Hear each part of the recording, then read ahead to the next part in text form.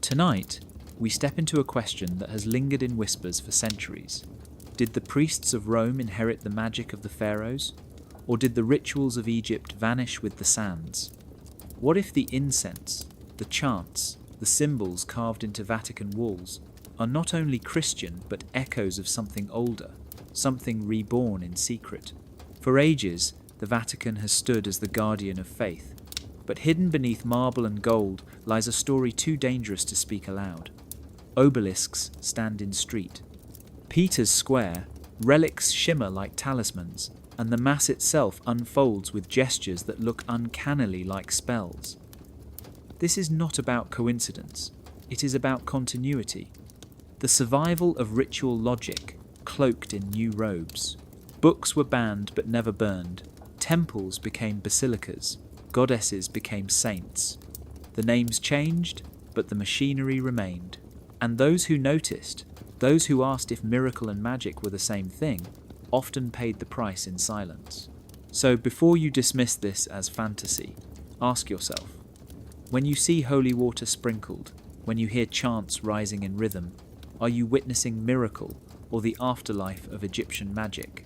Like the video, subscribe, because tonight we uncover what the Vatican never meant you to see.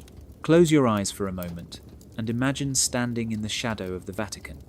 The air is thick with incense.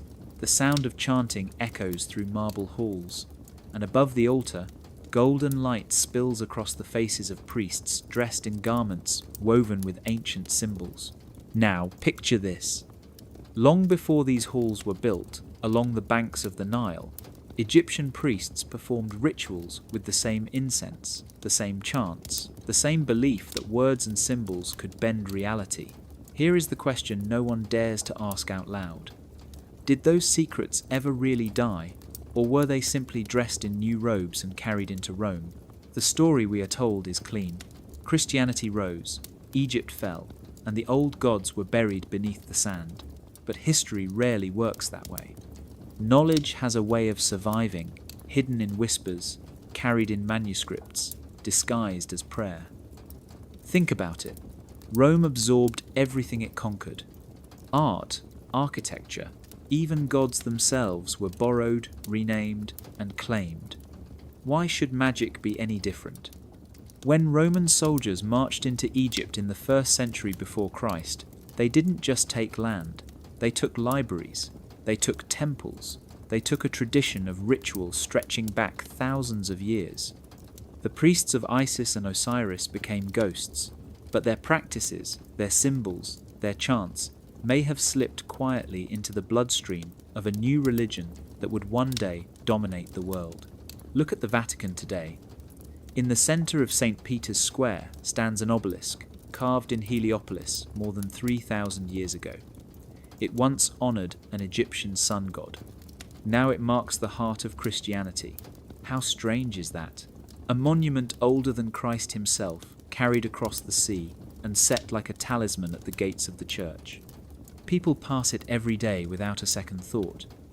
But if stones could speak, what would that obelisk confess? Was it a trophy of conquest, or was it chosen with purpose, as if the church knew it carried power? Symbols are stubborn, they outlast empires. The cross is central to Christianity, yet long before Christ it was carved into Egyptian tombs, a symbol of life and eternity.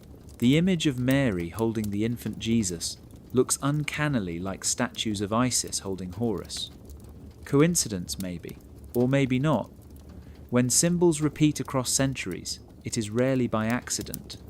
Perhaps they are fragments of an older code, one carried forward so carefully that its origins were forgotten, but its power endured. Imagine for a moment that a Vatican priest in the Middle Ages whispered a prayer that sounded holy to the crowd, but echoed an Egyptian incantation known only to him. Imagine that a ritual meant to bless bread and wine carried the same rhythm as a spell once spoken in a temple along the Nile.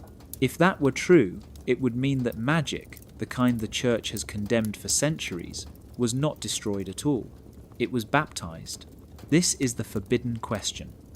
Not whether the Church fought sorcery, we know it did, but whether in its most secret places, behind locked archives and sealed rituals, it carried the very thing it claimed to erase: Egyptian magic dressed as Christian mystery.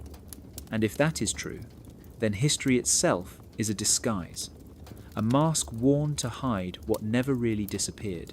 Stand in the middle of St. Peter's Square and let your eyes rise upward. There, piercing the sky, is a monument that does not belong to Rome at all. It is an obelisk, a single column of red granite cut in Egypt over 3,000 years ago, long before the birth of Christ, long before the rise of the Church. It was once a sacred object in Heliopolis, city of the sun, dedicated to Ra. Today it stands not in the desert but in the very heart of Catholicism, surrounded by pilgrims who often have no idea of its origin. The question lingers like incense in the air. Why did the Vatican choose to anchor its most sacred square with a monument born of another faith? When the obelisk was first raised in Rome in the time of Emperor Caligula, it was meant as a prize, proof of conquest. Centuries later, Pope Sixtus V ordered it moved to its current place in front of St. Peter's Basilica in the year 1586. The move was dangerous. Dozens of horses and hundreds of men struggled to drag the granite pillar across the square. Legend says the Pope warned that anyone who spoke during the effort would be executed. Silence ruled until one sailor shouted instructions that saved the monument from falling. Instead of being killed, the man was rewarded. Even then, the obelisk carried a reputation of mystery and power. But the story is not just about a stone, it is about the meaning attached to it. In Egypt, the obelisk was more than architecture. It was a frozen sunbeam, a link between the heavens and the earth, a silent prayer carved into stone. Its tip, once gilded to shine in the sunlight, was meant to capture divine energy. Now in Rome, it stands like a needle stitching two traditions together. Every day, thousands of pilgrims gather around it for mass, rosaries, or papal blessings. They pray to the Christian god, yet they do so beneath an Egyptian talisman that once honoured the sun god Ra. Is this simply coincidence, or is it continuity disguised as triumph? Consider the rituals inside the Vatican. Priests swing censers filled with incense, clouds of smoke curling toward the ceiling. It is said to carry prayers upward to God, but the same practice existed in Egyptian temples, where incense was burned to draw down divine presence. The sweet smoke, the rhythmic chants, the ritual movements all echo an older script. When you watch a Catholic procession and see the priests walking in precise steps, garments embroidered with suns, stars, and crosses, you are also seeing shadows of the old Nile. Some historians argue that the Church deliberately repurposed these elements. By adopting them, it made the unfamiliar feel familiar to converts in the ancient world. But others suggest something deeper. That perhaps the Church not only borrowed symbols, but believed in their power. That the obelisk was not just decoration, but an anchor, a conduit, a way of binding heaven and earth, just as the Egyptians had believed. The square itself is built with geometry that seems almost ceremonial. The colonnades curve like open arms, encircling the obelisk at the centre. From above it looks like a great solar dial, with the obelisk casting its shadow across markers in the pavement that track the hours. Time itself becomes part of the ritual, measured by an Egyptian monument in a Christian city. So next time you see St. Peter's Square on television or in photographs, look closely. Behind the grand basilica, beneath the chants and the hymns, stands a silent witness from another age. A granite sunbeam, carved for gods who have been forgotten, yet still casting their shadow over the most powerful church in the world. Coincidence or continuity? That is the question the obelisk refuses to answer. Step into an ancient temple of Isis along the Nile, and then into a Catholic cathedral in Rome, and the sense of déjà vu is hard to ignore. In one scene, you would see a statue of a serene mother cradling her divine child. In the other, a painting of Mary holding baby Jesus. The gestures are the same, the tenderness identical, the framing almost indistinguishable. How could two faiths, separated by centuries and doctrine, mirror each other so closely? The answer may not be as simple as coincidence. The cult of Isis was one of the most powerful religious forces of the ancient world. By the time Christianity began to spread in the 1st century, Isis was worshipped across Egypt, Greece, and even Rome itself. Her followers called her Queen of Heaven, Mother of God, Star of the Sea. Sound familiar? These are the very titles later given to Mary. Isis was believed to protect sailors, heal the sick, and offer compassion to the poor. Her processions filled the streets with music, incense, and colourful banners. When you read descriptions of Isis festivals in Roman cities, it feels eerily like a Catholic feast day parade for the Virgin centuries later. Mary, according to the Gospels, was the mother of Jesus, a humble figure who witnessed his birth and death. But by the 4th century, as the Church gained power, her image began to grow. She became more than a mother. She became an intercessor, someone to whom prayers were directed, devotions to her multiplied, shrines and cathedrals were dedicated to her. And her iconography began to take on the same royal qualities once attributed to Isis. The Mother of God was painted crowned, enthroned, surrounded by stars. The Queen of Heaven reborn in Christian form. In coastal towns especially, the overlap is striking. Isis was the patroness of sailors, often depicted guiding ships or calming storms. When Mary took that role in Christian Europe, the prayers and rituals were nearly identical. The title Stella Maris, Star of the Sea, once sung to Isis, became one of Mary's most beloved names. Pilgrims carried icons of her on ships. Sailors built chapels in her honour on cliffs overlooking dangerous waters. To the untrained eye, it might seem that Mary simply replaced Isis, wearing her titles like hand-me-down garments. Some scholars argue that this was a deliberate strategy. As Rome shifted from pagan to Christian rule, old traditions were not erased but absorbed. By giving Mary the roles once played by Isis, the Church offered continuity. Converts did not feel they were abandoning their goddess, but finding her transformed. Others suggest it was less strategy and more inheritance, the natural blending of cultures in a world where religions overlapped and borrowed freely.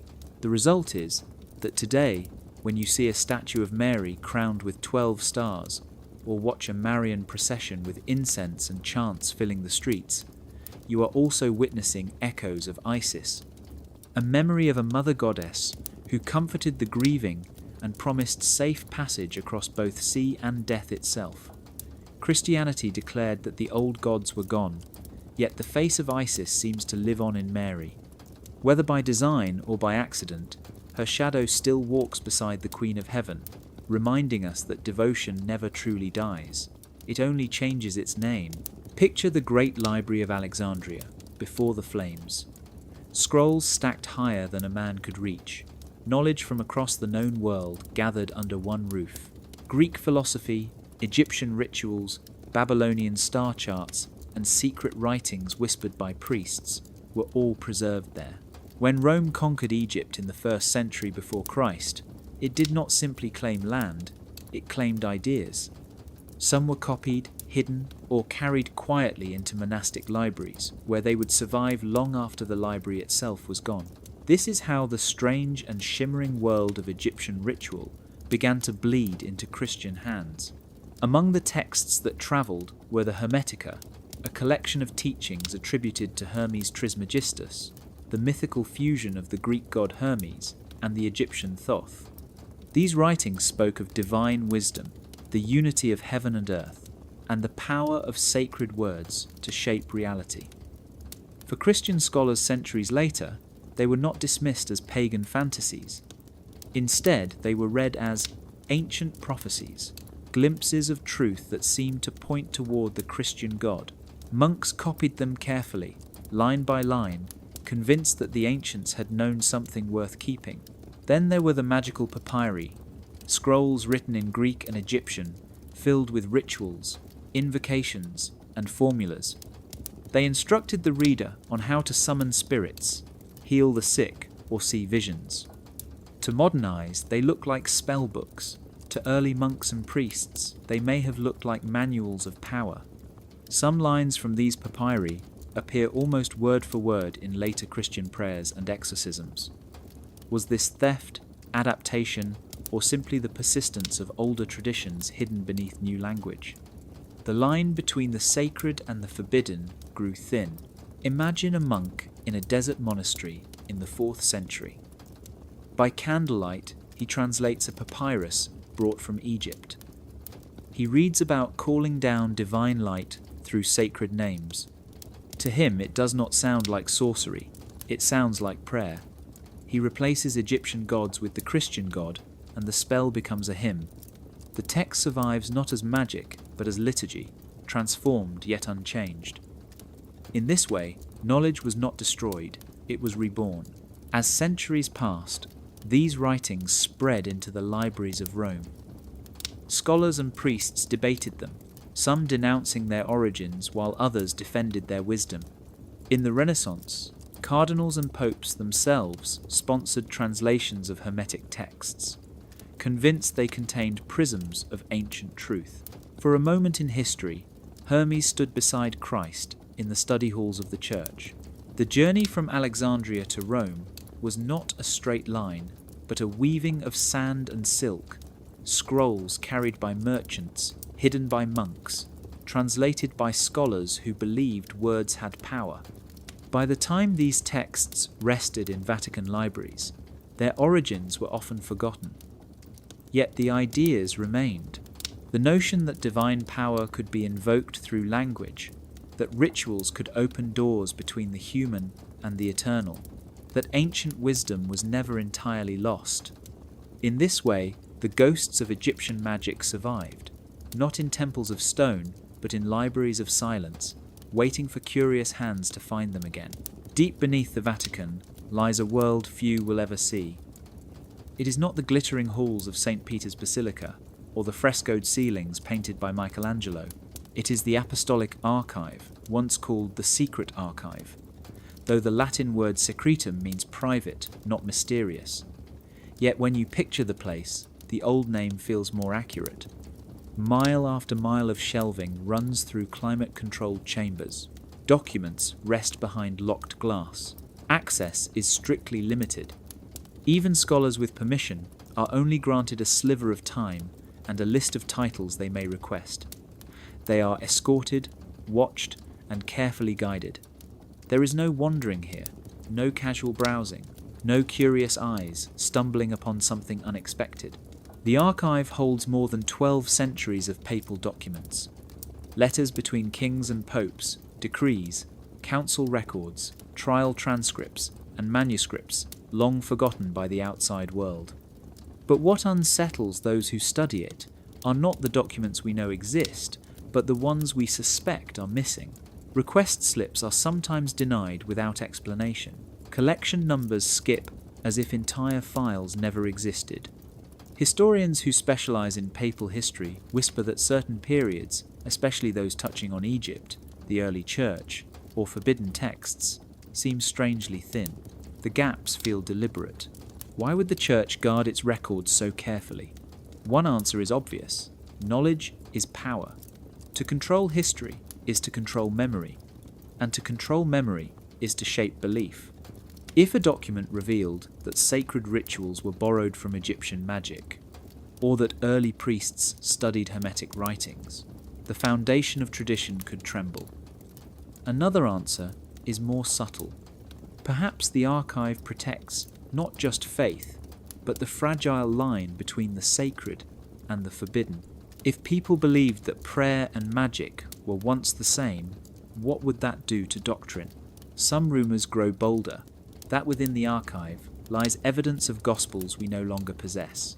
That early bishops argued over texts that spoke of Jesus not as a distant god, but as a teacher of mysteries in the style of Egyptian sages.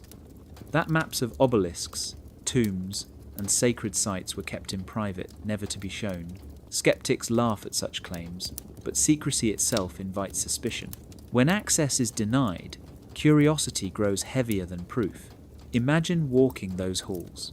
The air is cold and dry, preserved for parchment and ink. Rows of shelves stretch into shadow. Behind each locked case lies the possibility of something that could alter the way we see history. A letter written by a pope warning of forbidden practices. A ritual copied in secret from an Egyptian papyrus. A genealogy that should not exist. We may never know, because the keys are few and the guardians are watchful, and that is the heart of the mystery. The Vatican insists there is nothing to hide, that the archive is private, not secret, yet denials rehearse too easily, and the very existence of climate-sealed vaults suggests importance far beyond bureaucracy. In the end, the weight of what lies inside is not measured by what is there, but by what is missing. The why feels heavier than the what, and it is that silence that speaks the loudest. In the ancient world, prophecy was not just a whisper of the future, it was a code, a way of warning the faithful while confusing outsiders. Among the scrolls that filtered through Jewish, Christian, and even Egyptian circles, one figure stands out. Ezra, the scribe and prophet whose visions reached into the end of days. His writings, copied and translated across centuries, speak of signs that would mark the unraveling of the world. 4 signs for all to see, and a 5th sign, hidden like a secret doorway, revealed only to those who could read between the lines. The 4 public signs were not simple predictions. They were symbols. The first sign was upheaval in nature, storms and earthquakes, the earth itself rebelling against human arrogance. The second was the rise of false leaders, kings who promised peace but delivered only chains. The third was famine, not just of food but of truth, a silence where wisdom should have been. The fourth was war, the grinding clash of nations that left behind smoke and ashes. These were not meant to be read as a list of events, but as patterns repeating across ages. Every empire saw storms, false rulers, hunger, and war. Each time, people wondered if the end had come, but the writings hint at something more. A hidden 5th sign, not for the crowd, but for the initiated. Ezra says it was reserved for the wise, those who could see beyond appearances. What was this hidden sign? Some believed it was the appearance of a figure cloaked in secrecy, a teacher who would restore the forgotten knowledge. Others said it was not a person but a symbol, a code etched in stars, architecture, or sacred names. In some versions, the 5th sign was silence itself, a pause in the noise of the world, a stillness so complete that only the faithful would recognize its meaning. Imagine how this idea would echo through the centuries. In early Christian circles, priests whispered that the 4 signs were distractions, warnings meant for the unready. The true believers looked for the 5th. In monastic manuscripts, margins sometimes carried strange marks, drawings of stars or hands, hints that the writer believed he was preserving a code invisible to ordinary eyes. The 5th sign became a mystery within the mystery, a reminder that sacred knowledge was never given freely but earned by those willing to seek. The Church did not erase Ezra's visions. Instead, it folded them into sermons about sin and judgment. The signs became warnings of apocalypse, thunder meant to scare the unfaithful back into obedience. Yet, beneath the official message, whispers survived. Scholars noticed parallels between the structure of Ezra's prophecy and the ritual logic of Egyptian temples, where 4 visible guardians stood at the gates and a hidden 5th sealed the passage. The echo was too close to dismiss. Perhaps the 5th sign was never meant to be explained. It was a door, a symbol pointing to continuity between traditions, a thread connecting prophets and priests across centuries. So when we read of storms, false kings, famine, and war, we may nod in recognition, but it is the silence that follows, the absence that lingers, that matters most. The 5th sign is not shouted, it waits, quiet, for those who still know how to listen. In the 3rd and 4th centuries, when Christianity was still young and uncertain, men and women fled the cities and retreated into the desert. They were called the Desert Fathers, monks who believed that to find God, They had to strip life down to its bare bones. They fasted for weeks, slept on stones, and prayed through the night. To the outside world, they looked like holy athletes, pushing the human body and mind beyond endurance. But stories that survive from their lives suggest something stranger. These monks were not only saints, they were magi, wonder workers who blurred the line between miracle and magic. Travelers who visited them returned with tales of impossible feats. A monk who prayed and caused a plague of locusts to vanish. Another who healed a boy with nothing more than a spoken word and the touch of a cross drawn in the sand. These stories sound like biblical miracles, yet they carry the rhythm of older traditions. In Egypt long before Christ, priests of the temples wore amulets, spoke sacred words, and performed rituals to heal and protect. When the Desert Fathers arrived, they carried the same tools, but dressed them in Christian language.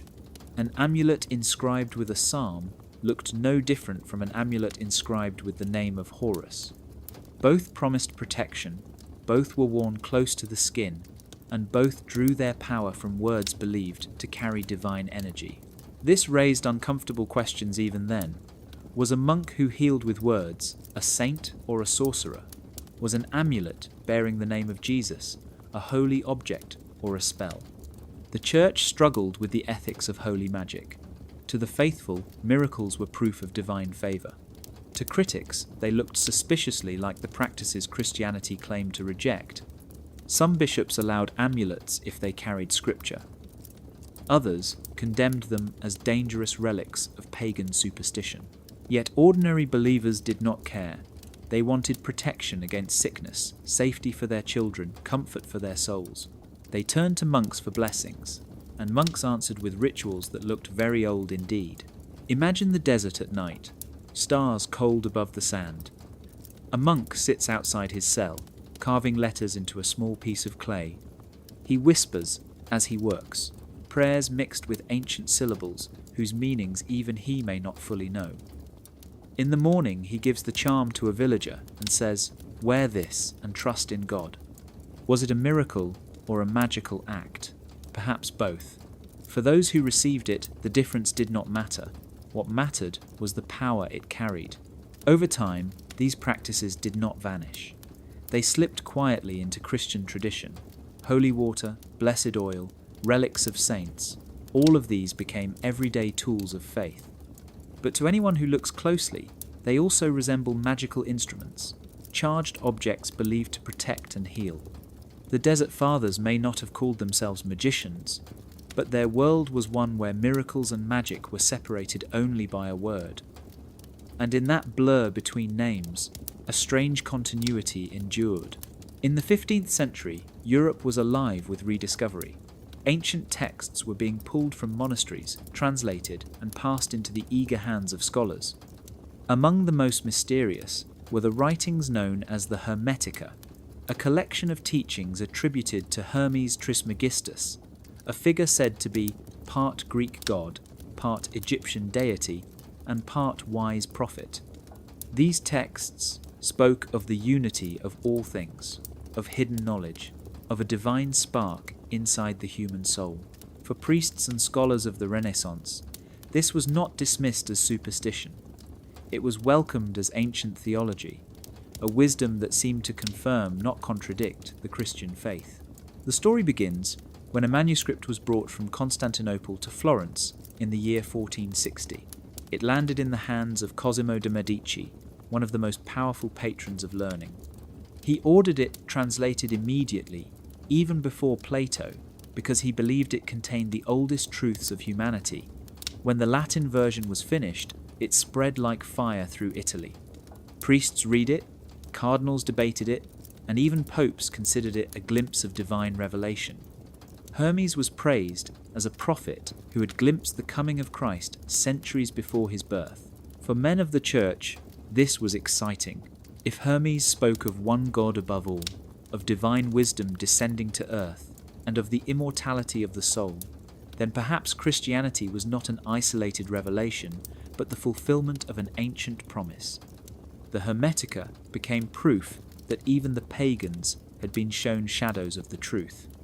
Renaissance thinkers like Marsilio Ficino and Giovanni Pico della Mirandola argued that Hermes stood alongside Moses as part of a chain of holy wisdom stretching back to the dawn of time. They called this Prisca Theologia, the ancient theology, but there was a risk in this enthusiasm.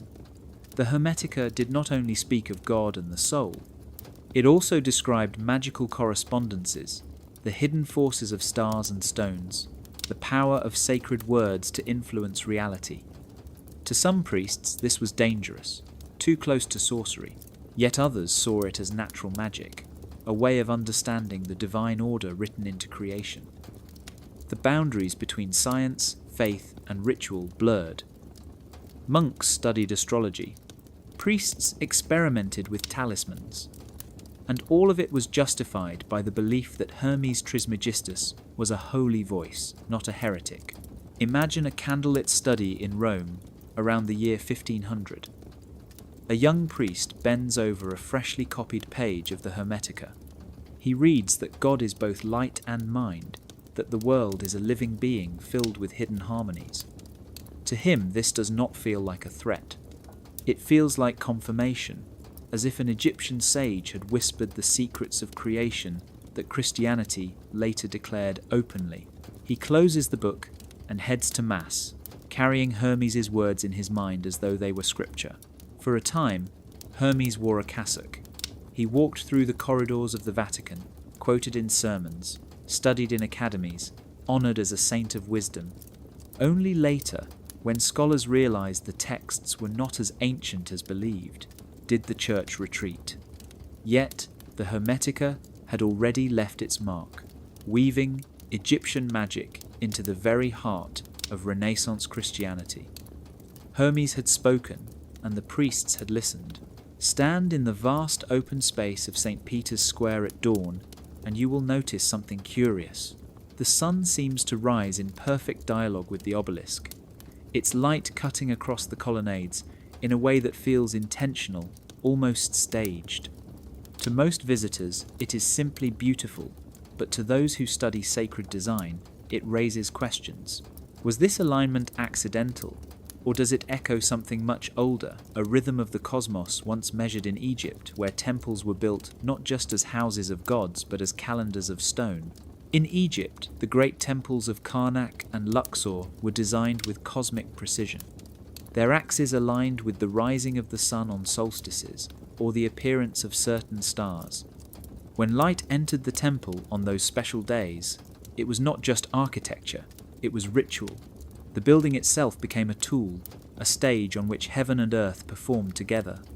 Centuries later, Christian basilicas in Rome and beyond carried similar features. Altars faced east toward the rising Sunday feast days, of saints often matched with solar events or ancient festivals. Was this simply practical, or was it deliberate inheritance from an older system of sacred timekeeping? Consider the Lateran Basilica, the oldest official church in Rome. Its axis points not just to the east, but to the sunrise of a specific feast day, the dedication of St. John. This is more than coincidence. It suggests that planners were aligning worship with the cosmos, just as Egyptian priests once had. Even St. Peter's Basilica, rebuilt in the 16th century, seems to play with these ideas. Its placement, its vast open arms of colonnades, and its central obelisk create a solar dial, where the shadow moves across markers embedded in the pavement to track the time of year. The faithful may not notice, but the stone remembers. Some historians argue that this blending of astronomy and architecture was natural. People in the ancient world lived by the sun and stars. Farmers planted by them, sailors navigated by them, priests interpreted them, but the precision is difficult to ignore. The idea that sacred buildings must echo the heavens is not a universal rule, yet it appears again and again. From the Nile to the Tiber, the language of light and shadow continued to guide sacred construction. Even feast days seem to follow this pattern. The birth of Christ is celebrated in late December, close to the winter solstice when the sun begins to return. The Feast of St. John is placed near the summer solstice, when daylight reaches its peak. These mirror each other like the turning of the year, much as Egyptian rituals honoured the cycle of death and rebirth tied to the sun's path. Christianity wrapped these moments in new meaning, yet the timing remained tethered to the sky. So when you stand in a cathedral and see the sunbeam falling perfectly across the altar, ask yourself if it was by accident.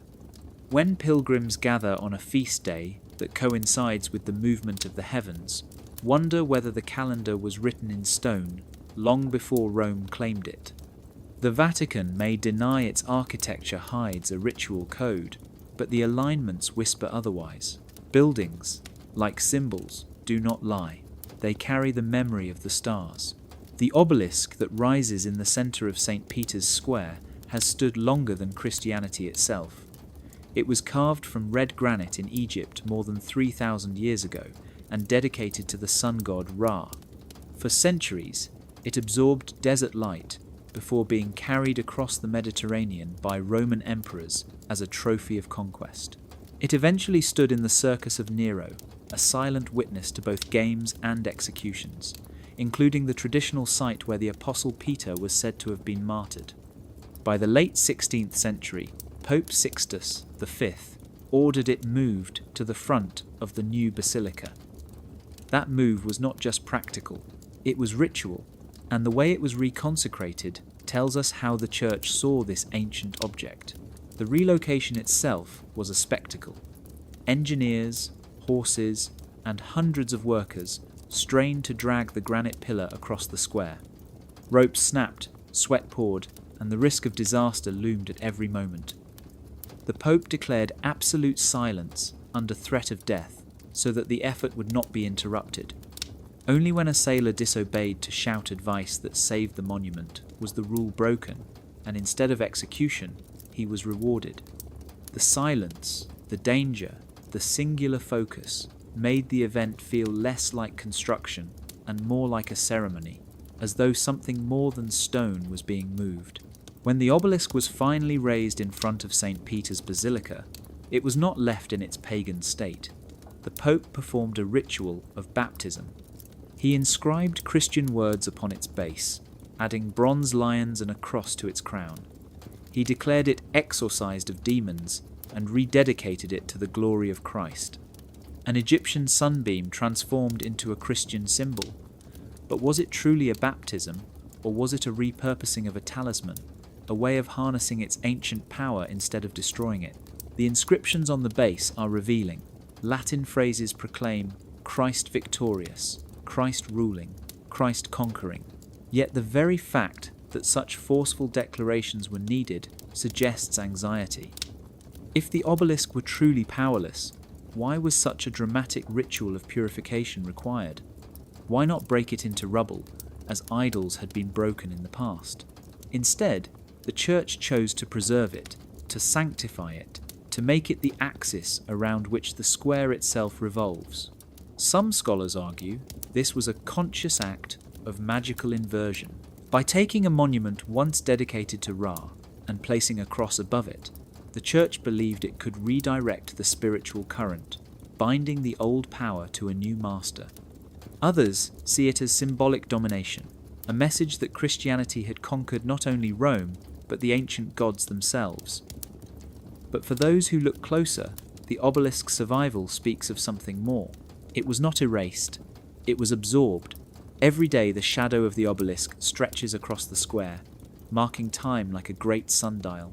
Pilgrims gather beneath it, praying without realizing they stand in the aura of a monument once crafted for another god, pagan stone crowned with Christian faith.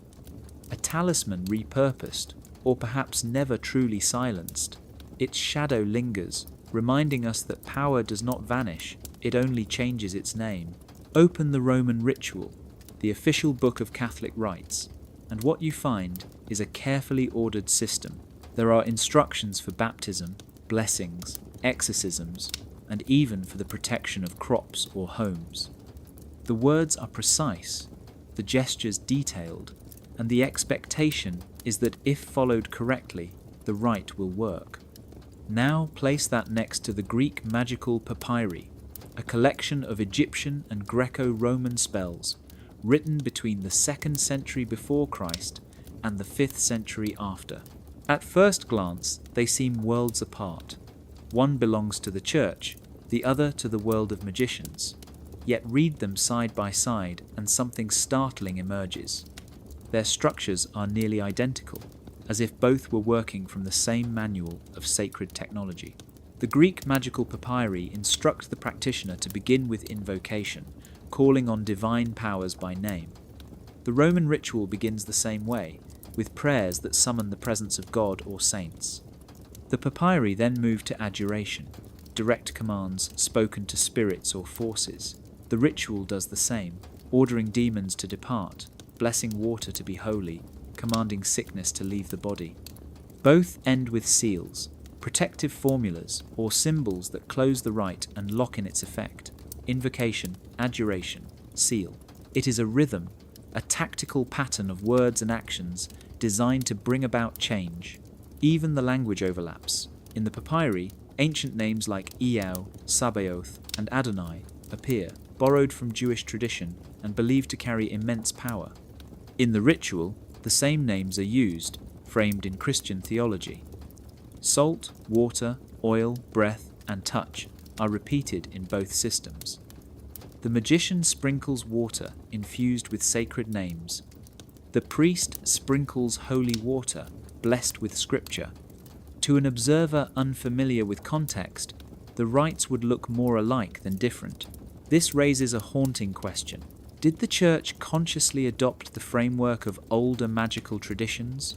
Or did both simply draw from a common ancient root, where ritual was understood as a kind of technology, a method of operating the unseen world?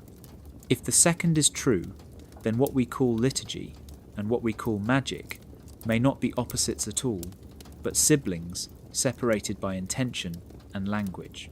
Imagine a scene in the late Middle Ages. A priest opens the ritual to the exorcism prayers. He chants in Latin, commanding the spirit to depart. His words rise in cadence. His hand gestures trace the cross in the air. The space fills with smoke from incense. Now imagine an Egyptian magician centuries earlier, whispering over a papyrus scroll, burning herbs, commanding a spirit with the same structure of words. The contexts are different, the gods are different, but the machinery is the same. Both believe that the universe responds to properly arranged words, that language itself can carry divine force. The Church drew a sharp line. Miracles were from God, magic from demons, but beneath the line the structure persisted. Ritual remained tactical, almost mechanical, like pressing the right sequence of keys on a hidden instrument. The Roman ritual and the Greek magical papyri may have worn different masks, but they played the same music. And in that parallel lies a dangerous truth. The boundary between priest and magician may be far thinner than the Church has ever admitted. Step into a medieval cathedral, and your eyes are drawn not only to the towering vaults or glowing stained glass, but to something smaller, locked away in gold and crystal, a reliquary. Inside might be a splinter of wood, said to come from the cross, a vial of dried blood, or the finger bone of a saint. To modern eyes, it looks like a museum piece, fragile and strange. But to the faithful of the Middle Ages, it was not a symbol. It was a talisman, alive with power. People believed these fragments could heal sickness, ward off disaster, and protect entire cities. The Church may have denied any magical connection, but the way relics were treated says otherwise. Relics were often housed in ornate containers, shaped like miniature churches or jeweled boxes. The beauty was not just for display. It was believed that the holiness of the saint infused the object and radiated outward. To touch it was to touch power. Pilgrims travelled hundreds of miles for the chance to brush against a reliquary, to press a cloth to it, and carry home a secondary relic. In practice, this was indistinguishable from the use of amulets in older traditions. Egyptians wore charms inscribed with sacred words. Greeks carried stones blessed with the names of gods. Christians wore pendants with chips of saintly bone or droplets of holy oil. The logic was the same. Holiness could be transferred, contained, and worn close to the body. Processions made the effect even larger. When plague threatened a city, bishops would order relics carried through the streets. The bones of martyrs were lifted high, draped in cloth, surrounded by incense and song. The entire community followed, believing the relic would cast a protective shield over their homes. To the modern observer, this looks almost like a ritual of magical defense, a warding spell cast not by a sorcerer but by a priest. And for those who lived in fear of disease and invasion, the distinction did not matter. What mattered was survival, and relics gave them hope. Some relics carried reputations that stretched across Europe. The lance that pierced Christ's side was said to grant victory in battle. The cloak of Saint Martin was carried before French armies as a guarantee of divine favour. These were not only sacred memories, they were tactical tools, infused with a belief that physical fragments could channel invisible forces. The line between faith and enchantment blurred until it disappeared. Imagine standing in a candlelit chapel as a reliquary is opened. The scent of incense fills the air, chants rise from the choir, and the small object inside is lifted before the crowd. People weep, cry out, reach forward to touch the air around it. In that moment, the reliquary is not just a container. It is a living conduit, a bridge between the mortal and the divine. The same way an Egyptian priest believed a scarab amulet could protect the soul in the afterlife, a Christian believer saw a bone fragment as a shield in this life. The Church declared relics holy, not magical, but to the people who prayed before them, they were both. Bones became blessings, blood became protection, and fragments became anchors of hope. Whether or not they held true power, they carried belief, and belief is often the most powerful talisman of all. In the ancient world, spirits filled every corner of life. Egyptians believed in daimons, beings that existed between gods and humans. They were not always good or evil. Some guided, some warned, some guarded. They were forces that could be invoked, negotiated with, and even commanded through ritual. When Christianity spread into the Mediterranean world, it did not erase this machinery. It renamed it. Daimons became demons if they resisted God, and angels if they served him. The taxonomy shifted, but the system remained strikingly similar. Egyptian priests taught that daimons carried messages from the divine and influenced the natural world. A daimon might protect a temple or inspire a dream. In Christian thought, angels filled the same role. The angel Gabriel delivered the message of Christ's birth. Michael stood as a warrior protector. Guardian angels were said to watch over individuals, much like the personal daemons of Egypt and Greece. What changed was the branding. Christianity drew a sharp moral line.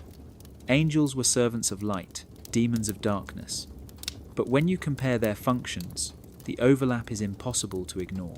Consider exorcisms. In Egyptian magical texts, daimons could be bound and expelled through sacred names. In Christian rituals, demons are cast out with the sign of the cross and invocations of Christ. Both systems rely on the belief that spiritual beings respond to authority expressed through words of power. In one world, it is the name of Ra or Thoth. In the other, it is the name of Jesus. The result is the same. The being obeys, retreats, or vanishes. The hierarchy also looks familiar. Egyptian cosmology described levels of spirits, some higher and more luminous, others closer to human passions. Christian angelology speaks of choirs and orders, from seraphim burning with divine love, to cherubim guarding mysteries, to angels who walk beside humans unseen.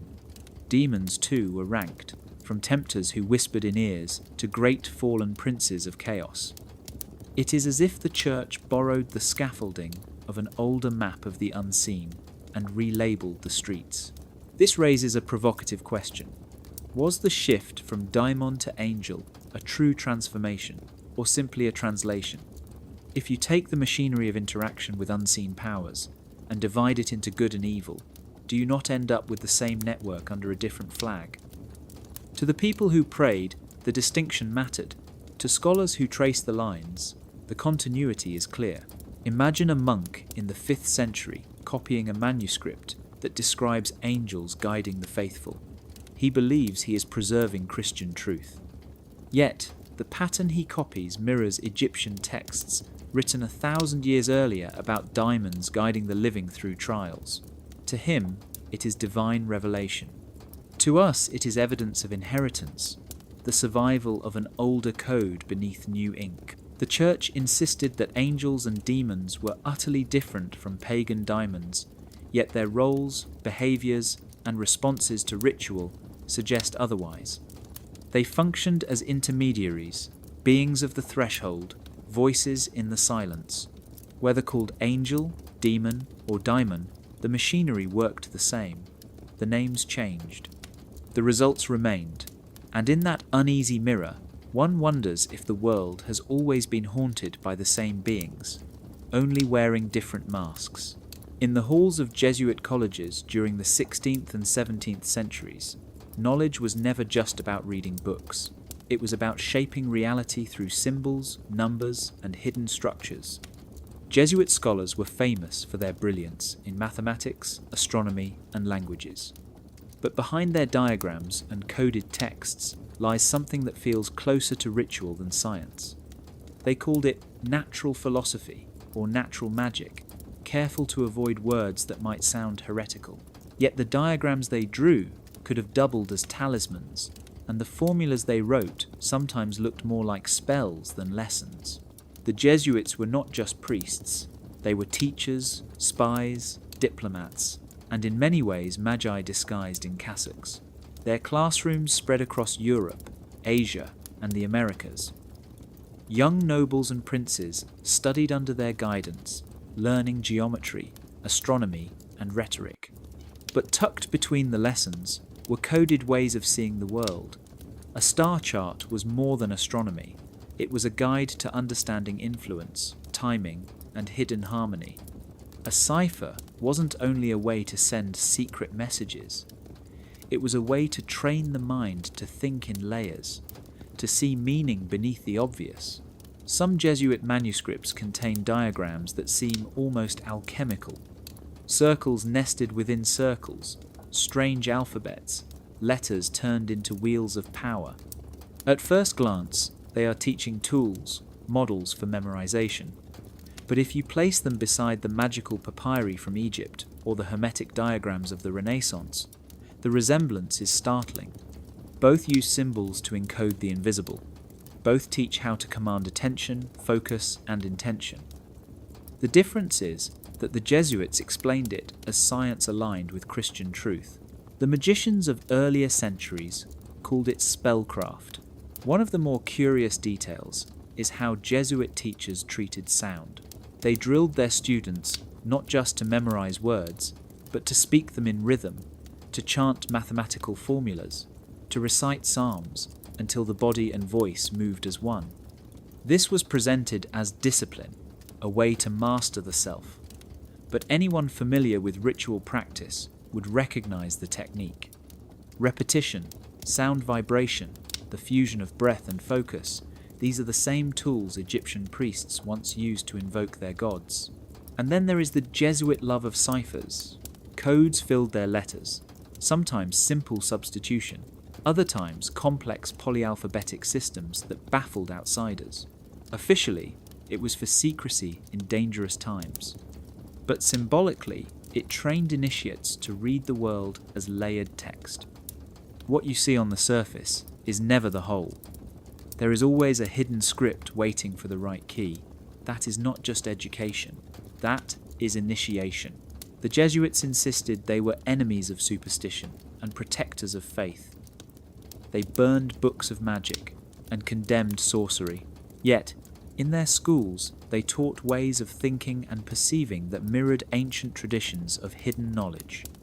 They mapped the heavens like astrologers, built mnemonic temples in the mind like magicians, and encoded truth in symbols that worked as both scholarship and talisman. Was it science, or was it magic in disguise? Perhaps the Jesuits never drew a clear line, because in their view, truth was a cipher itself. The visible and the invisible were two sides of one code, and those who learned to read it stepped into a world where knowledge and power were almost the same word. The line between sorcery and miracle has always been thin, but for the Church, it was never about method, it was about jurisdiction. Picture an inquisitor in the 15th century staring at a case file. A woman claims to heal the sick with herbs, prayers, and whispered charms. Villagers say she cured a child who could not breathe, but others accuse her of invoking spirits. If a priest had done the same thing with a relic of a saint, it would be a miracle. Because she did it without church sanction, it becomes sorcery. The same action, the same result, but one is celebrated while the other is punished. The politics of naming determined life or death, the word miracle implied divine approval, a sign of God's power working through the faithful. The word sorcery implied rebellion, knowledge claimed without permission, power drawn from an unauthorized source. The Church insisted only its priests could mediate between heaven and earth. Any rival authority threatened that monopoly, so the Inquisitor's dilemma was not whether the act was real, it was who controlled the narrative of its meaning. Consider the saints. Many were credited with powers that looked suspiciously like magic. Saint Francis was said to speak with animals. Saint Catherine healed the sick with a touch. Relics of martyrs glowed, bled, or produced strange scents. Pilgrims flocked to them, believing in their supernatural influence. Yet the Church embraced these stories because they reinforced authority. If the miracle came through a saint, it came through the Church. The same behavior outside its walls was dangerous competition. The dilemma sharpened during the Renaissance, when scholars rediscovered Hermetic texts and experimented with astrology, alchemy, and natural magic. Some of these men were priests. Marsilio Ficino, for example, translated ancient texts and spoke of drawing celestial influences through song and prayer. Was this sorcery or miracle? To the Inquisitors, it depended on tone. If framed as exploring God's creation, it might be tolerated. If framed as commanding spirits, it was heresy. The difference was not in practice, but in branding. Behind the condemnations lay fear of losing control. Ordinary people did not care about theological distinctions. They cared about results. If a village healer or wise woman could cure a fever, who needed a bishop's blessing? The Church responded by redefining the boundaries of acceptable power. Everything within its rituals was miracle. Everything outside was sorcery. The Inquisitor's task was to police that border, not to decide whether the supernatural was real. This made the work of the Inquisition both terrifying and absurd. It condemned some for doing what saints had done, and praised others for acts that looked no different from spells. The dilemma was never resolved, because it was not meant to be. It was a weapon of control. To declare something a miracle or a sorcery was to decide who lived, who died, and who spoke for God. And so the Inquisitors sat in their chambers, quills scratching, balancing doctrine with politics. They did not hunt magic because it was false. They hunted it because it was power outside their reach. And in the end, that was the most dangerous sorcery of all. Stand in a crowded square on a summer evening in Italy. The air is thick with incense, and the voices of hymns rising in rhythm with footsteps. A statue of the Virgin Mary moves slowly through the streets, carried on the shoulders of men who strain under its weight but never falter. Candles flicker, bells toll. The crowd sways as if part of a larger choreography. At first glance, it is devotion, pure and simple, but look closer at the calendar. The procession falls not only on a holy day of the Church, but also near the rising of a particular star, the same star Egyptian priests once watched to mark the flooding of the Nile. The star is Sirius, the dog star, known in antiquity as the herald of renewal. In ancient Egypt, the heliacal rising of Sirius signaled the new year and the rebirth of life along the river. In Catholic tradition, one of the greatest Marian feasts, the Assumption of Mary, is celebrated in mid-August, almost precisely aligned with Sirius's reappearance in the dawn sky. To most faithful, this is coincidence. To those who know how to read the heavens, it suggests survival of a very old rhythm hidden in plain sight. The Virgin has often been called Madonna of the Stars, Queen of Heaven, Stella Maris, Star of the Sea. These titles sound poetic, but they carry echoes of cosmic language far older than Christianity. Isis in Egypt was also called Queen of Heaven, and was often depicted crowned with stars. Her processions, recorded by Roman authors, looked startlingly like Marian feasts today, with chanting crowds, flowers, and offerings timed to celestial events. Even the architecture of Marian shrines hints at this astro-ritual heritage. Some chapels are aligned with the sunrise of her feast days. Others are built along pilgrimage routes that follow the path of constellations mirrored on the ground. In southern France, where Mary Magdalene legends run deep, certain processions occur not randomly, but when Venus shines brightest in the evening sky. Venus, long associated with the divine feminine, becomes both star and sign guiding worship. For centuries, these alignments went unspoken. Priests gave explanations in terms of theology. Mary was honored because she was the mother of God, because she was assumed into heaven, because she interceded for believers. Yet underneath these explanations, the timing remained. The feasts fell when the stars aligned, and the faithful walked through the streets beneath constellations chosen long before the church took form. In medieval manuscripts, Mary is sometimes depicted standing on a crescent moon, surrounded by 12 stars. Officially, this image comes from the Book of Revelation. Unofficially, it mirrors goddess iconography found in temples along the Nile and in Babylonian sky charts. Was this deliberate borrowing or unconscious memory? The answer may not matter. What matters is that the pattern endured. So, when you see candles flickering in August and statues crowned with stars, remember that this is not just a Catholic ritual. It is also a conversation with the cosmos, a rhythm of sky and faith intertwined. The Madonna of the Stars is more than devotion. She is continuity, carrying the whispers of Egyptian priests into the hymns of modern processions. Step into a side chapel of Rome in the 16th century, and you might hear a low chant that sends a chill through your spine. A priest stands before a trembling figure, his hand raised, his breath steady. On the table beside him are bowls of salt and water, a small vial of oil, and a book heavy with prayers. He begins with words that sound like commands. In the name of Christ, he orders the spirit to depart. The ritual is Catholic, fully sanctioned, yet its rhythm feels strangely older.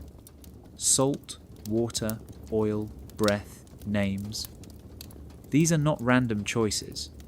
They are the same sensory tools once used in the stone halls of Egyptian temples. In the Egyptian tradition, priests purified spaces with natron salt, sprinkling it across thresholds to block harmful forces. They used water drawn from the Nile at dawn, believed to carry the power of renewal. Oil was consecrated with herbs to anoint statues and living bodies alike. Breath was central, for to breathe was to share life, to animate, and names were the heart of command. To know the name of a spirit was to wield authority over it. The Vatican's exorcists, centuries later, used the same sequence, only draped in Christian theology. The official Roman ritual, first published in the year 1516, describes exorcism with precise instructions. Salt is blessed and placed in the mouth of the possessed. Holy water is sprinkled on their forehead and throughout the room. Oil of the sick is applied in the sign of the cross. The exorcist breathes 3 times over the afflicted, echoing ancient rites of animation. Then comes the invocation of names. The devil is ordered by the name of Jesus, by the name of Mary, by the names of saints. The structure is Egyptian in design, but rebranded under a different heaven. The continuity is striking.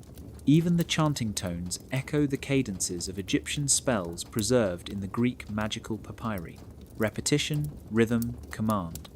The purpose is the same: to drive out a harmful force, to restore balance between the human and the divine. What in Egypt was temple magic becomes in Rome the fight between priest and demon. Exorcism also carried theatre. The shaking body, the shouted words, the clash of invisible wills. It was not just for the victim, but for the witnesses. They left convinced of the church's power. The spectacle resembled temple rituals, where priests battled unseen daemons before the crowd. In both cases, ritual drama reinforced authority.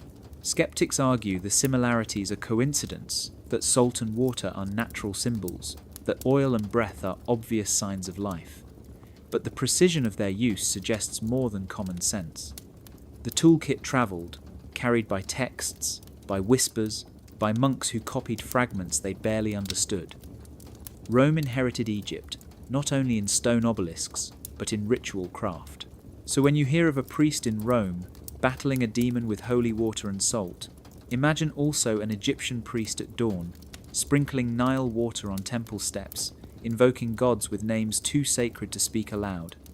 Different faiths, different language, but the same machinery of sacred power.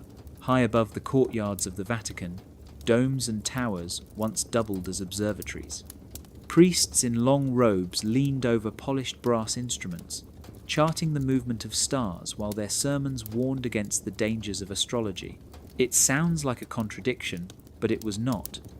The Church feared the influence of horoscopes on common people, yet it needed the sky for its own purposes. Sundials kept time for prayer, lunar cycles determined feast days, solar calendars marked Easter. The heavens were forbidden as prophecy, but essential as measurement. This uneasy balance stretched back centuries. In the year 1582, Pope Gregory XIII introduced the calendar we still use today. His reform depended on precise astronomical observation. Jesuit mathematicians and astronomers were called upon to track equinoxes, to map the stars, to predict the motion of the sun with accuracy Egypt itself would have admired. They were not seeking omens, at least not publicly. They were making sure Easter landed in the right season, but behind the neat tables of numbers was the same sky priests and astrologers had always watched for meaning. The irony deepens when you walk into the Tower of the Winds in the Vatican. Built in the late 16th century, its painted walls are covered with zodiac signs, constellations, and solar diagrams. The building was not a temple of astrology, but an observatory. Its sundials and meridian lines helped confirm the accuracy of the Gregorian reform. Yet, the very symbols forbidden in sermons decorated its chambers, a silent confession that measuring the heavens and interpreting them were closer cousins than anyone admitted aloud. Egyptian priests had long used astronomy as sacred duty. The heliacal rising of Sirius marked the new year. Alignments of temples with solstices tied architecture to the rhythm of the cosmos. When the Vatican's architects aligned basilicas with sunrise on feast days, they were repeating the same practice under Christian language. Observing the sky was practical, yes, but also ritual. The line between science and magic blurred with every charted star. The papal astronomers lived inside this tension. On one hand, they were celebrated as men of learning. On the other, they risked suspicion if their work drifted too close to astrology. Galileo's trial in the year 1633 is the most famous example. His telescopes revealed a universe larger than doctrine preferred. The Church condemned his conclusions yet kept his data. They needed the information even while branding it dangerous. To the faithful, the stars were forbidden territory, tools of fortune tellers and sorcerers. To the Vatican, they were clocks in the sky, instruments of divine order. The difference lay not in the stars, but in the story told about them. Were they guides for planting and prophecy, or signs of God's orderly creation? So the papal astronomers climbed their towers, peered through lenses, and inked star charts by candlelight. They were not astrologers, at least not by name. But they inherited the same sky watched by Egyptian priests and Babylonian magi. And in their measurements the old knowledge lived on, thinly veiled, carefully branded, always necessary. Walk into a medieval monastery infirmary, and you would find shelves stacked with jars of dried herbs, polished stones wrapped in cloth, and manuscripts filled with curious recipes. A monk in a simple robe might hand a feverish traveller a potion of rosemary and wine while whispering a psalm over it. To the outside world, this was Christian charity, holy men caring for the sick. But look closely at their manuals, and you will see a different layer. Each herb was tied not only to healing, but to hidden correspondences. Numbers, stars, and divine names appeared in the margins, mapping the body to the cosmos. This was not just medicine, it was hermetic medicine, descended from Egyptian ideas that life and health were threads in a cosmic web. Egyptian priests believed every plant carried a ba, a spirit or essence, linked to gods and stars. To use a plant properly was to align with its divine correspondence. Monastic medicine echoed this logic. Monks wrote of the virtues of plants, virtues not meant in the modern moral sense, but as hidden powers. Rosemary, they said, held solar virtue. Rue carried protective virtue. Gems, too, were assigned powers. Amethyst calmed the mind. Jasper stopped bleeding. These claims may sound like superstition, but they follow a system stretching back to temple healers along the Nile, who matched colour, number, and stone to forces in the universe. Numbers themselves became medicine. In Christian texts, we find prescriptions to repeat a psalm 7 times over a wound, to inscribe 3 crosses over a fever, to recite prayers in groups of 12. The choice of numbers mirrored Pythagorean and Hermetic traditions that saw numbers as living forces. In Egypt, the Ennead of 9 gods formed the structure of creation. In monasteries, sequences of numbers guided both healing prayers and dosing. It was a code hiding in plain sight. Medicine was never just physical. A monk would bleed a patient or apply a poultice, but he would also chant blessings, draw crosses in the air, or place relics near the sickbed. Relics themselves functioned like talismans, radiating unseen energy. Egyptian healers had done the same with amulets of Betz or Horus, carved with names of power. The Church condemned charms when used by lay people, but sanctified them when performed within its own walls. The survival of Hermetic medicine was not accidental. Many of the ancient medical texts entered monasteries through translations in late antiquity. Greek works on astrology, botany, and healing blended into Christian compilations. The monks copied them faithfully, sometimes editing prayers to replace pagan invocations with references to Christ or saints. But the structure remained. A healing spell to Isis became a prayer to Mary. An amulet invoking Thoth became one calling on Michael. The core logic endured. For centuries, the monasteries were Europe's hospitals. Pilgrims and nobles alike trusted their remedies. To the sick, it did not matter whether the cure came from scripture or from older sources. What mattered was relief, and so the correspondences lived on, cloaked in psalms and crosses. Beneath the scent of rosemary and wine, beneath the sound of whispered blessings, the pulse of Egyptian Hermetic medicine still beat quietly in the halls of Christian healing. In the back streets of Renaissance Rome and Florence, you could sometimes find a strange pairing. A chapel filled with incense and candles stood beside a room cluttered with glass vessels, furnaces, and manuscripts. The same priest who blessed the altar in the morning might spend his evening watching metals melt and swirl, whispering prayers as if the experiment itself were another kind of liturgy. To the outside world, this was dangerous work. Alchemy was often condemned as fraud or superstition. Yet within the church, certain patrons quietly supported it. They saw no contradiction between transforming lead into gold and seeking the salvation of the soul. Both, they believed, were acts of purification. The language of alchemy and the language of theology often blurred together. Alchemists spoke of the prima materia, the raw substance at the root of creation, waiting to be perfected. Theologians spoke of fallen humanity in need of redemption. The alchemical quest for the philosopher's stone, a substance that could purify metals and grant eternal life, mirrored the Christian longing for Christ, the cornerstone who redeems. For some priests, the laboratory became an extension of the altar. Fire and glass echoed incense and chalice. Both sought transformation, one of matter and the other of spirit.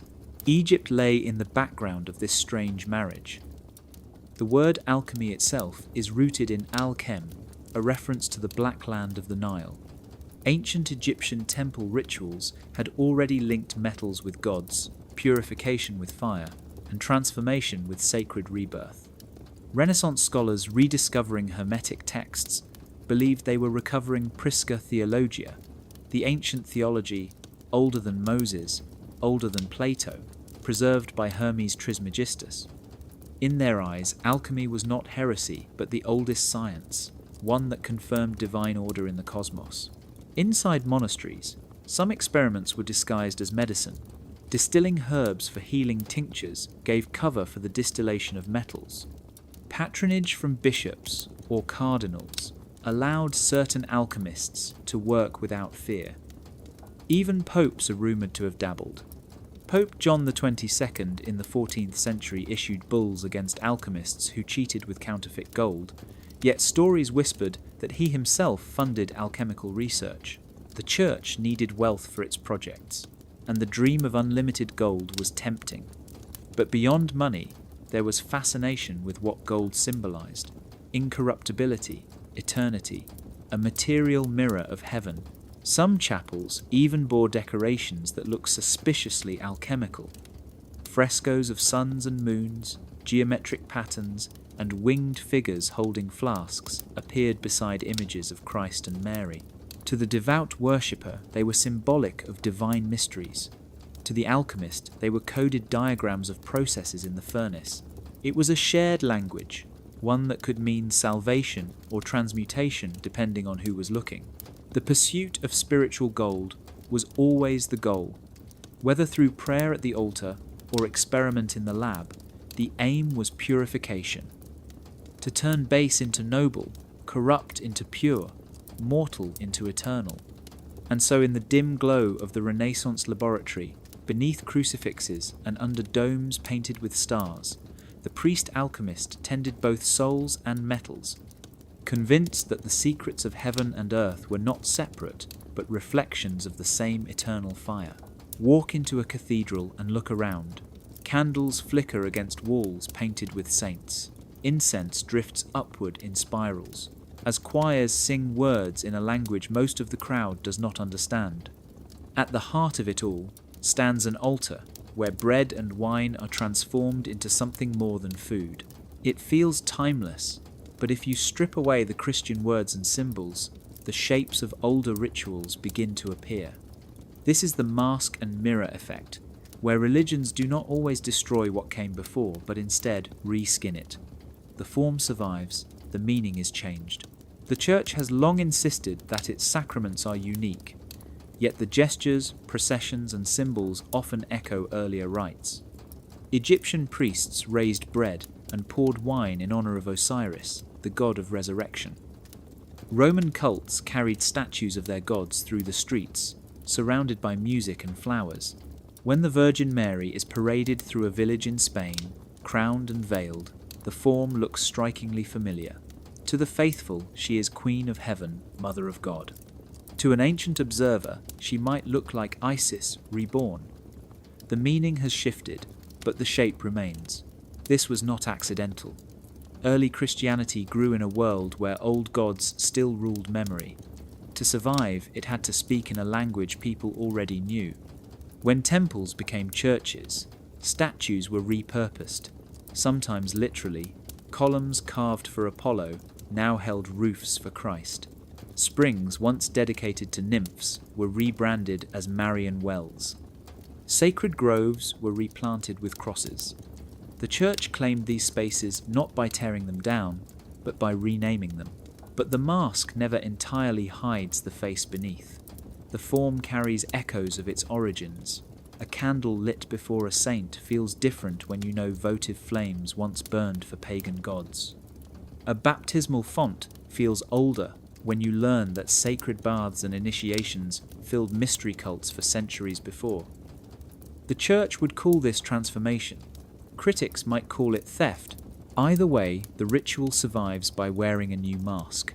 The process can be unsettling because it blurs the line between continuity and replacement. Did Christianity erase the old rites or preserve them? If a form is kept but its meaning altered, is it still the same ritual or something entirely new? Some historians argue this was deliberate strategy, a way to tame older powers by absorbing them. Others believe it was unconscious, the weight of tradition too strong to discard. Whatever the reason, the mirror remains. Behind every host, raised in silence, flickers the memory of older offerings. This is why religions endure. They do not exist in isolation. They are layered, masked, mirrored, reshaped. To look at the Church is to see not just Christianity, but also Egypt, Rome, Babylon, places where the first rituals of fire, water, and song were born. The mask speaks of Christ. The mirror whispers of gods long buried.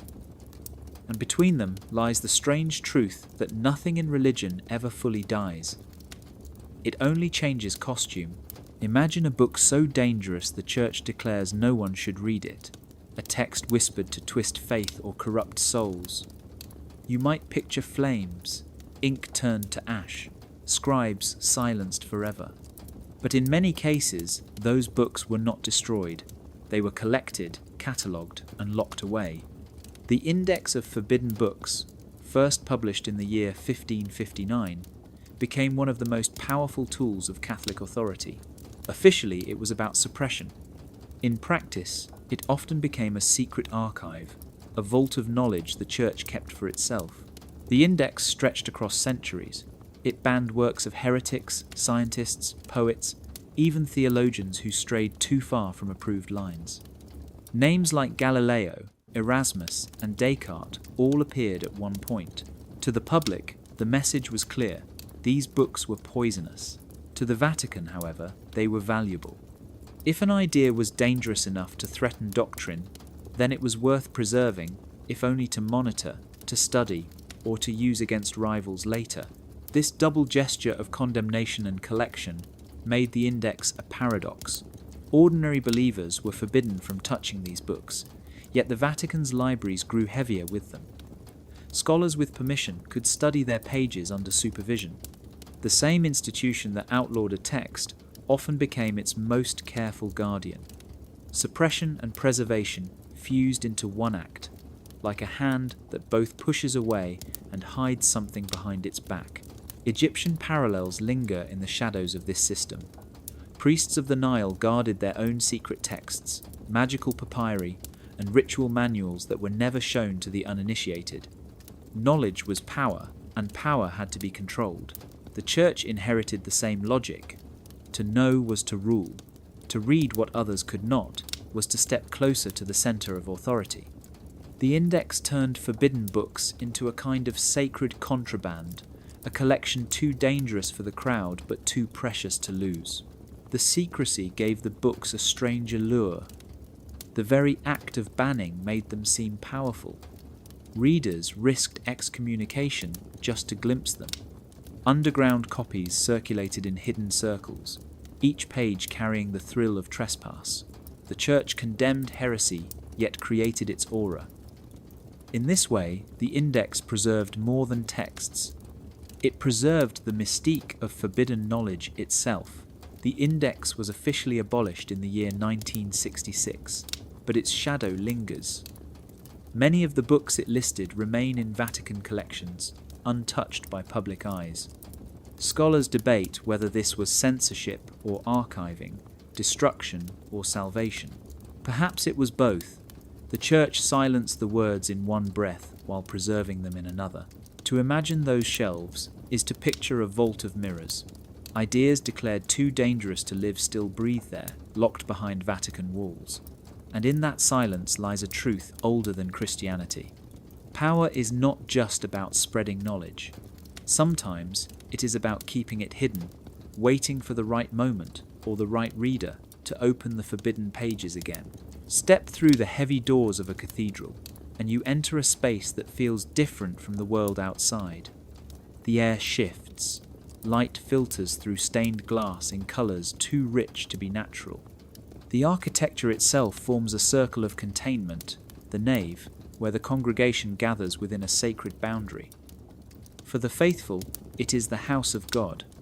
For the observer, it looks strikingly like a ritual chamber, a space set apart where something unseen is about to happen.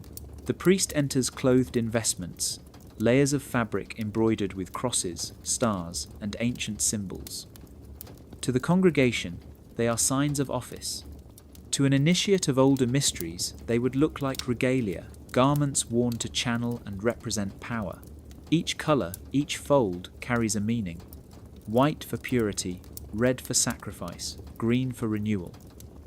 In Egyptian temples, priests dressed in ritual linen before stepping into holy space, transforming their ordinary bodies into vessels of divine authority.